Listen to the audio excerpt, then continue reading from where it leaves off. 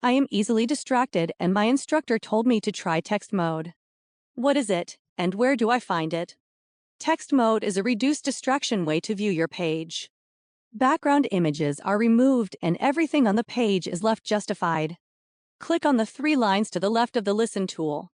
Click on Text Mode. You can adjust your settings. Let's use a +2 font size and black on light pink as our colors.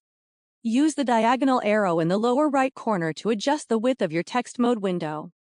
We suggest that you adjust the window to the width of your eyes so that you are reading straight down the page and not having eye movements to the left or right. This will also help reduce distraction. You can click play to have the whole page read to you, or you can highlight part of the page and click listen. Let's listen. After many years, we transitioned from manual typewriters to electric typewriters to word processors. To close text mode when you are done, click on either the close at the bottom of the page or the X in the top right corner of the page. Now you know how to use text mode.